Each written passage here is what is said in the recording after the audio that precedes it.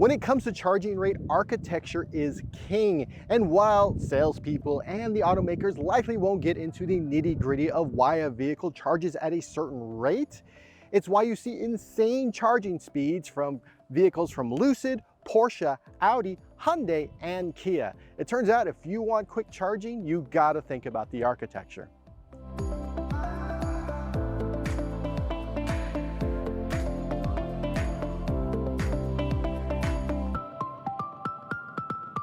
Most EVs out on the road today are based on one of two architecture systems. There is the 400-volt architecture system, and that is what you find in a majority of EVs out there today. There is also the 800-volt architecture, and that is mostly found in high-end EVs and EVs from the Hyundai Motor Group, which is the parent company of Hyundai, Kia, and Genesis. Before we get into the details of each architecture, the reason many automakers are moving their mid to high level EVs to an 800-volt architecture system is because automakers want EV drivers to be able to pull up to a charging station and then get back on the road almost as quickly as they would if they were driving a gas vehicle. 800-volt architecture EVs also have the added benefit as when you put the brakes on, you're able to send more energy back to the battery via regenerative braking just because of the additional efficiencies. If while traveling you could charge your EV up to 80% in less than 15 minutes, that's a huge selling point for people who take frequent road trips. For example, the current version of the Porsche Taycan, it charges at up to 320 kilowatts and can go from 10 to 80% in about 18 minutes. And thanks to the 800-volt architecture that Porsche is using right now, it's likely that that vehicle will charge even quicker in the future. Just because a vehicle has a 400-volt architecture doesn't mean that it operates specifically at 400 volts. That is the architecture itself. The vehicles can operate anywhere between 300 and 450 volts. For example, the BMW i7, which is a 400-volt architecture system, operates at 376 volts. Same can be said about 800-volt architecture vehicles. Even though the architecture is 800 volts, they actually operate somewhere between 600 and 900 volts. For example, the Kia EV9, the light trim level, it operates at 632 volts. And so while those numbers don't always add up, it's really the architecture that makes the difference. This Hyundai Ioniq 5 I'm driving right now, it has an 800-volt architecture, but it operates at 697 volts. And that's great, but it's really that 800-volt architecture and the technology and the efficiency it brings with it that makes the difference with this vehicle. So what makes an 800-volt architecture superior to a 400-volt architecture? Well, we went down to Kia headquarters in Southern California to talk to them to see what 800-volt means for the automaker and for drivers. The 800-volt, 400-volt decision emerged around late 2015. Mm-hmm. And the thrust of that was to, of course, maximize range. And there's so many benefits from the 800-volt architecture, including efficiency, less mass, thermal consistency, like repeated performance, that kind of thing.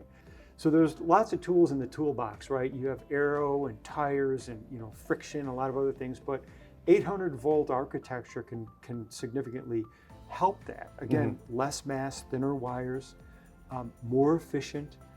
For us, it was really hunting that charging curve. A lot of customers who are just coming into EVs, maybe not necessarily haven't thought about that yet. Yeah. But for a lot of the enthusiasts or et cetera that are trying to get into it, understand, want to have a really good road tripping performance. Yeah. For us, that was a big aspect of it that we were really interested in. So, we're talking 220 to 230 kilowatts peak performance, and also being able to carry that for a while into the charging curve. Was really important and something that 800 volt gave us.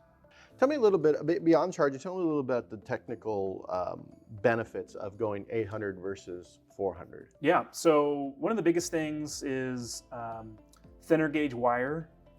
So you're delivering the same amount of power, but instead of bumping up current, which is going to drive your wire size, you're now doing it over higher voltage. Higher voltage also gives you a little less I squared R losses in that as well. So you kind of get both benefit of shorter wire and less overall power. And so you think about it in terms of an EV, like there are miles of copper and other things that are inside every car. Even if you're not an EV, there's still a lot of wiring that happens for all the different things you do. So think about all those times that all of a sudden now we're cutting some reduction in losses by half. Wow. You know, start adding that all up, and that's, tens to 20s of miles of range that you can kind of benefit from the car. The other part of it too relates to its ability to charge on existing chargers, right? So we have a device that's built into the car that enables our 800 volt architecture to charge on a 400 volt DC fast charger. And it uses the rear motor to enable this, which is kind of really innovative and very, very novel. For right now, there will be a little bit of a cost difference between both architectures, but we think for our, core customers that are looking for an everything vehicle, they may do that road trip only once or twice a year, but they want to have the confidence of feeling, I got a great charging performant car. This package will deliver it all, and we'll still have 400 volt cars as well. And our expectation is that as more 800 volt architectures proliferate in the marketplace and more companies build the components, we should have, in the longer term, a lower cost structure. Using an 800 volt architecture allows for an increase in energy delivery, aka the charge rate, at half the current that you would need to charge at the same rate with a 400 volt system. And of course, that system is less efficient. It creates more heat, it creates more waste. Really, an 800 volt system is all about efficiency. Yes, a 400 volt architecture does charge slower, but there are benefits. For example, the technology and the supply chain, it's already established for 400 volt vehicles. So if you're an automaker trying to get an EV into the market as quickly and as inexpensive as possible, 400 volts seems like the way to go. It's going to be less expensive because everything is already established. And selling that vehicle, the end user, they're going to pay less for that vehicle. These cost considerations are why it's likely we'll see less expensive EVs stick with a 400 volt architecture, while mid and high-end EVs go 800 volt. Also, a lot of the DC fast chargers out in the wild right now, those are 400 volt architecture systems. Anything that's 200 kilowatts or lower is typically a 400 volt architecture. While vehicles like this Ioniq 5, that is 800 volt, those chargers and those vehicles don't just automatically talk to each other. The automakers have to either add hardware to these vehicles or make adjustments to the vehicles so that an 800 volt vehicle can charge at a 400 volt station. Remember that BMW i7? While it's 400 volt, BMW is already moving to an 800 volt architecture with its upcoming Neue Class vehicles.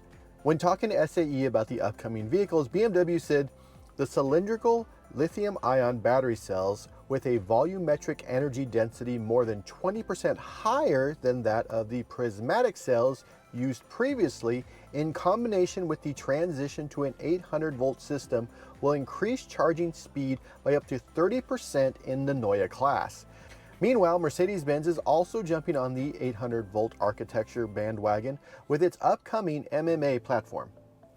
While the 800 volt architecture is the future, the 400 volt architecture will stick around for quite a while, and that's not necessarily a bad thing.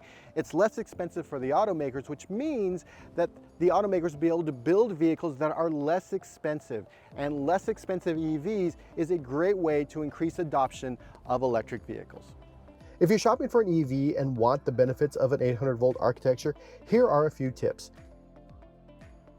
Research the EV beyond just its range. Check out its specs online on the automaker's page and search for detailed reviews of the vehicle. If you want to learn more about charge rates, including why it's important that you know the EV charge rate of your vehicle, be sure to click this video right here, and it'll take you through why knowing your charge rate is important around town and while on the go.